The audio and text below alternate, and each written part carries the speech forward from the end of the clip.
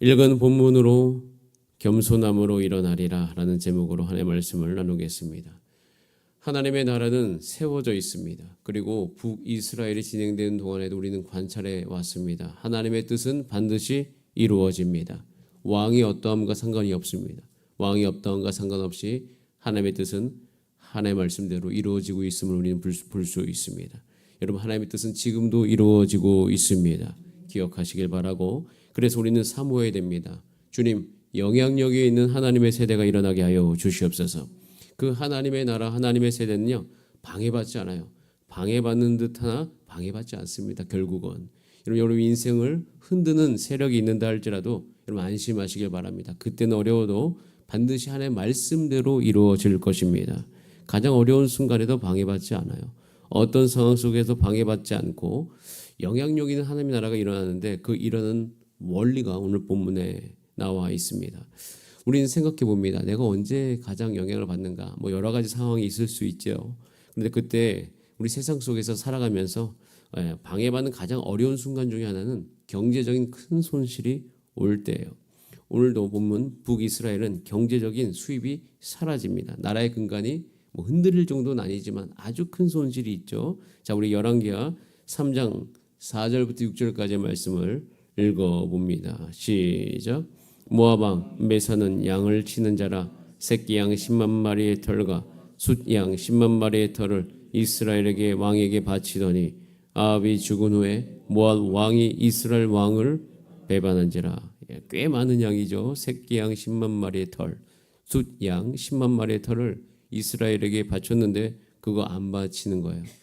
바치던 모든 조공을, 그 많은 조공을 모압이 끊어버립니다.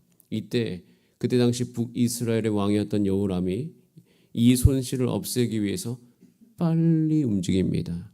여러분, 이런 어려운 순간에 여러분 잠시 숨을 고르시길 바랍니다. 문제가 클수록 여유를 가지셔야 돼요. 아하시아의 동생인 여호람이 형에 의해서 왕이 되었는데, 여호람은 이 손실을 빨리 없애기 위해서 움직이는데, 이 여호람은 그때 당시 남유당 여호사밧에게 손을 내밉니다. 함께하자. 그래서 모압을 쳐들어가죠. 아쉬움이 있어요. 급했습니다. 그로 인해서 위기에 처하게 되죠. 사실 여호람은 자신의 아버지였던 그 아합 왕과 다르게 종교적인 계획을 하려고 굉장히 노력을 했어요. 우선 중요한 업적 중에 하나가 바알 신전을 없앤 거죠. 노력을 했기 때문에 하나님께서 아합 가문을 싹 쓸어버리신다는 하나님의 말씀이 있었음에도 불구하고 무려 12년 동안 그는 통치를 합니다. 하나님은 하나님의 말씀에 겸손하게 반응한 자에게 기회를 주셔요. 12년 동안 돌이킬 수 있는 시간을 주셨습니다. 그런데 그가 위기의 순간에 닥치자 묻지도 않고 그냥 움직이기 시작해요. 그리고 그 한 나라, 자신의 북이스라엘만으로 이기기가 어렵다고 판단해서 남유다 왕이었던 여호사밧에게 도움을 요청하죠. 이때 여호사밧이 돕습니다.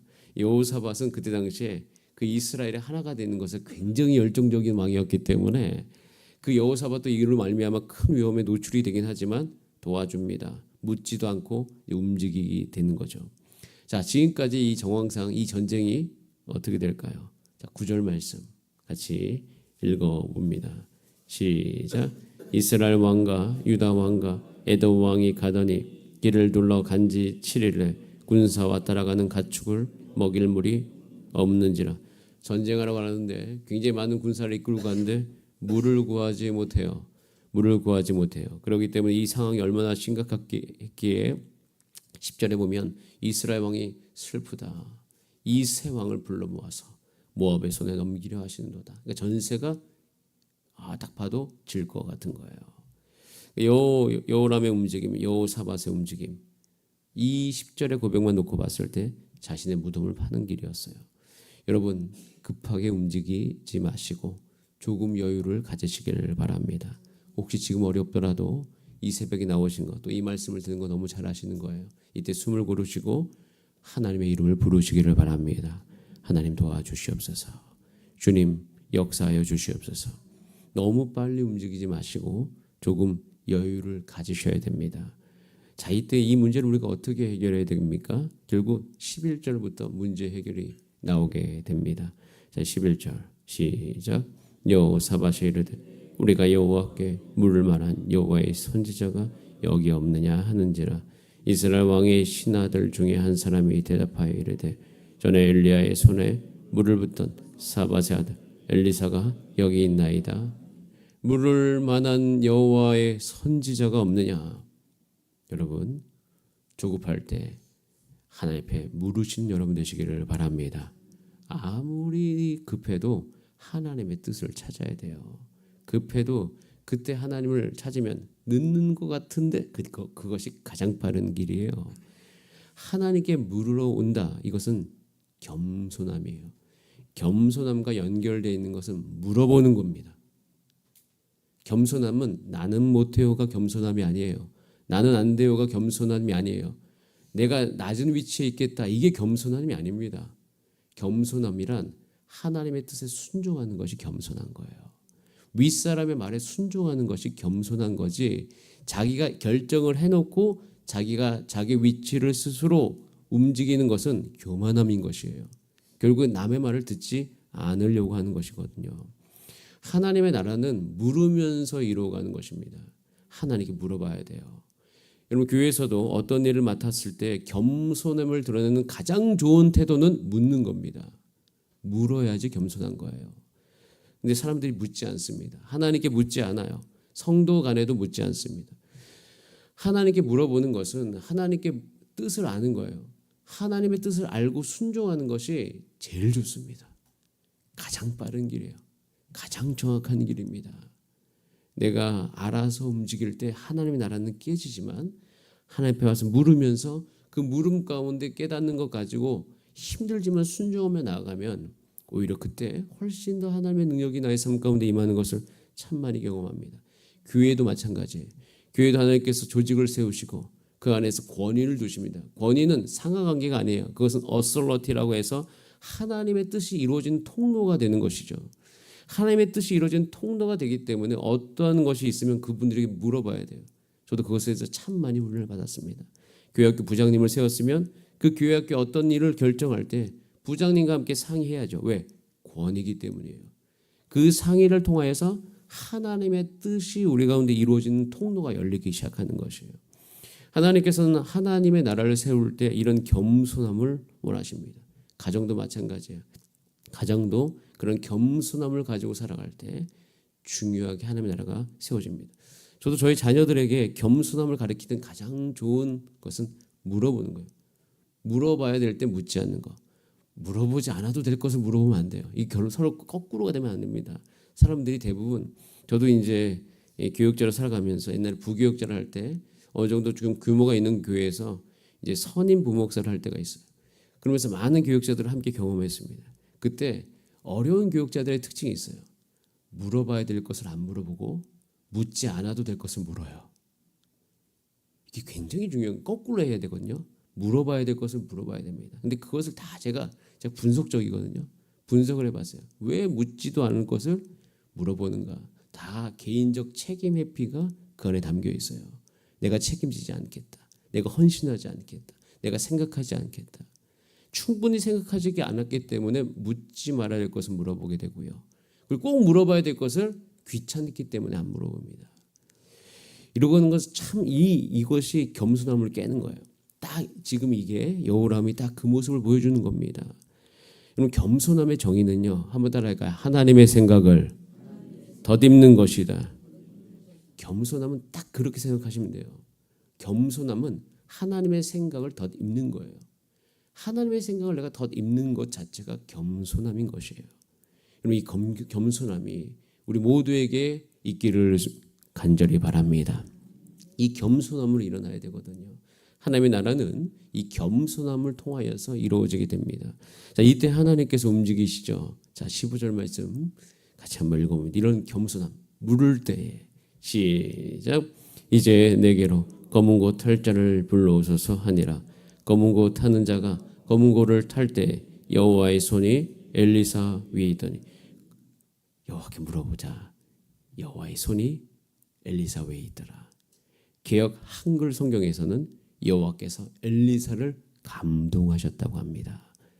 겸손하게 하나님 앞에 나오면 하나님께서 여러분을 감동하사 새로운 생각을 주십니다.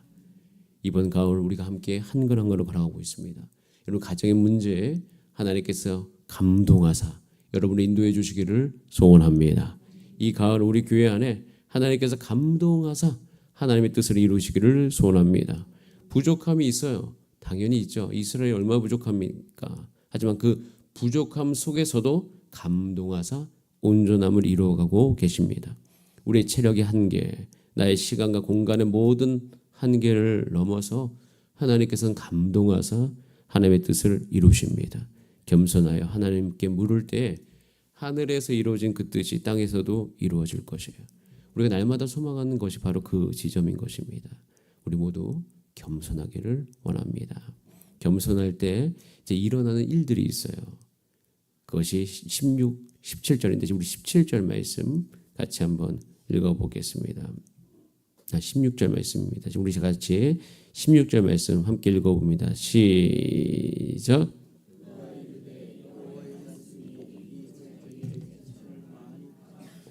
17절까지 여호와께서 이르시기를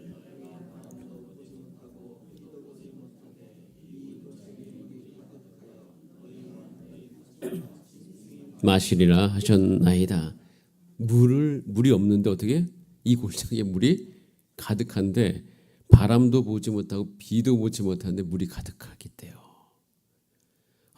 기적이죠. 하나님의 역사입니다. 주여 이 일이 일어나게 하여 주시옵소서. 이것이 우리의 소망인 거예요. 근데 17절도 놀라운데 이 겸손함 가운데 이어진 열매는 18절에 이것은 여호와께서 보시기에 작은 일이다. 물을 모으는 것 정도는 작은 일이야. 여호와께서 모압 사람도 당신의 손에 넘기실 것입니다. 라고 얘기하면서 진짜 모압을 이기게 하십니다. 여러분 오늘 이 말씀을 통해서 우리는 우리 스스로를 돌아봅니다. 하나님의 역사가 일어나기를 원하시는 모든 분들 주 앞에 겸손하여 물으시기를 바랍니다. 물으실 때 하나님께서 하나님의 뜻을 분명히 보여주실 것입니다. 저는 그래서 묵상 훈련을 우리가 이제 하고 있는데 묵상 훈련의 가장 근간은 하나님의 뜻을 분별해가는 것이에요. 하나님께 물을 수 있는 것이에요. 하나님의 뜻을 분별하고 묻는 데 있어서 우리가 걸림돌이 될 때가 있어요. 근데 그 걸림돌을 성령님께서 오셔서 싹 제거해 주시고 하나님의 뜻을 잘 분별할 수 있을 때 우리의 앞길이 열리게 될 것입니다. 저도 지금 기도하고 있는 것이 참 많이 있습니다. 주님 이 부분을 어떻게 세워갈 수 있을까요? 어느 하나 쉬운 게 없습니다. 그래서 하나님께 늘 물어봐요. 하나님 어떻게 되겠습니까? 하나님께서 제 마음 가운데서 확신을 주실 때까지 또 확신의 어떤 그 과정 속에서 우리 장로님과 나누는 모든 과정 속에서 하나님 우리가 한 마음이 되게 하여 주시고 온 성도가 하나가 되게 하셔서 주의 뜻을 이루게 하여 주시옵소서. 또 우리가 오늘 일주일간 기도하면서 우리 토요일 바자회가 있습니다. 이 모든 바자회 협력함이 주 예수 그리스도 안에서 하나가 되게 하시고 전 부서가 함께 모여서 전 연령대가 함께 모여서 기쁨의 장이 될 수 있도록 주님 도와주시옵소서. 이런 은혜가 저와 여러분의 삶 가운데 있기를 소원합니다. 우리 다 함께 기도하시겠습니다. 이 시간 기도할 때 주여 내가 겸손합니다. 주님 하나님께 물어보게 하여 주시고 아버지 우리의 주의 뜻 안에서 나아갈 수 있도록 성령 하나님께서 함께하여 주시옵소서. 물을 때 주의 뜻을 분별하게 하시고 공동체적으로 하나님의 뜻을 이루어가게 하소서. 우리 다 함께 주여 한번 부르신 다음에 합심으로 기도하시겠습니다. 주여